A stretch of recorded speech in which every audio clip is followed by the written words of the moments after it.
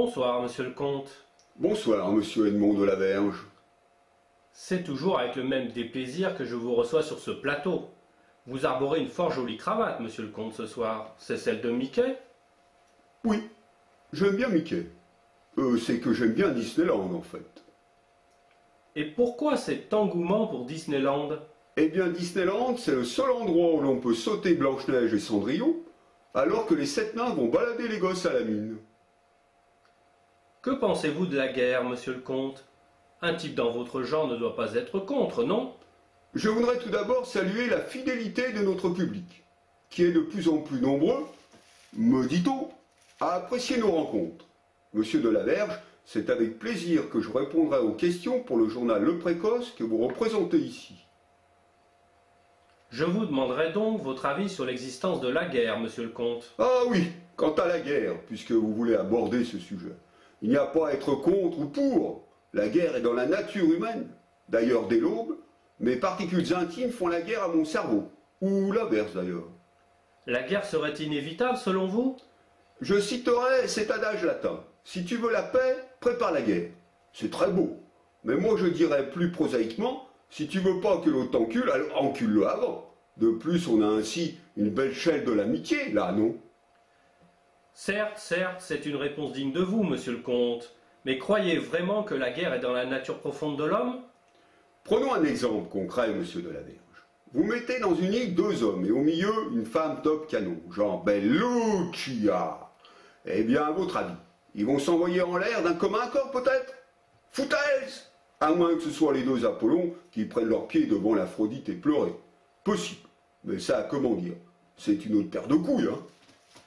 Comme je commence à vous connaître, monsieur le comte. Mais non, monsieur de la Verge. Vous ne commencez pas à me connaître, c'est impossible. Vous n'êtes pas sans ignorer le sens biblique de ce verbe. On ne peut se posséder soi-même. C'est toujours l'autre qui vous possède en définitive, hein? Pour se connaître, il faudrait déjà avoir exploré son orifice anal avec un miroir. Et le miroir, hein? Vous me suivez? C'est l'autre, non? C'est évident, ça.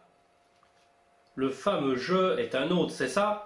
Vous parlez d'un grand poète français, là? Bravo, vous avez de la culture, monsieur de la Verge. Ce bon jeune Arthur, il ne se gênait pas pour défoncer le vieux Paul, non? Il aurait magistralement écrit une saison dans son cul, ce serait le même, non?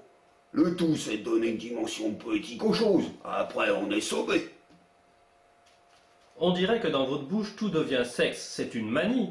Vous êtes freudien, lacanien. Si je revendiquais une quelconque appartenance et fidélité à moi-même, je me dirais jaculanien. Mais monsieur de la Verge, tout est sexe dans ce monde, absolument tout. Après on meuble, on décore, on bricole autour, mais la vraie finalité, c'est le sexe. Croyez-vous que le monde soit aussi simple? C'est votre obsession qui vous fait dire cela. Mais nous sommes tous des obsédés. Mettez n'importe quel type devant son idéal sexuel, qu'il soit gérontophile, nécrophile, politophile ou autre. Hein. L'objet du désir importe peu. Eh bien, il n'y a plus d'art, plus de philosophie, plus de création, plus rien. Ce brillant cerveau, s'il en était toutefois un, se réfugiera tout entier dans un pauvre morceau de chair, non? Vu sous cet angle, même le plus obtus... Vous voyez bien que tout hors le sexe est ennuyeux. Le véritable moteur de la vie, c'est le sexe. Le véritable outil du néant, c'est le sexe. On sort du sexe, on rentre dans le sexe. On diabolise le sexe pour le petit peuple qui passe son temps dans les affres et les remords, et ainsi les élites peuvent gamahucher en toute quiétude. Et c'est très bien. C'est très bien, pour vous le monde est parfait alors. C'est certain, il l'est. Tout est là. C'est un immense puzzle parfait. Il ne manque pas une seule pièce. Imaginez un monde sans le mauvais, sans le tordu. Il n'y aurait plus d'espérance, ce serait affreux. L'humanité, c'est comme un homme en costard-cravate d'une blancheur impeccable, condamné à piétiner dans une fosse à purin et seulement préoccupé de tacher le moins possible son costume. Quelquefois vous avez comme ça des éclairs de lucidité, monsieur le comte. Vous qui prôniez l'autre jour la bêtise, n'est-ce pas contradictoire? On peut être gras comme un pitbull et avoir l'esprit d'un caniche. Eh bien, c'est sur cette parole courte sur pattes et haute en esprit que nous allons arrêter cette interview, monsieur le comte. Et vous avez raison, il faut toujours garder de la réserve dans ses fondements. Alors, au revoir, mes très chers contemporains.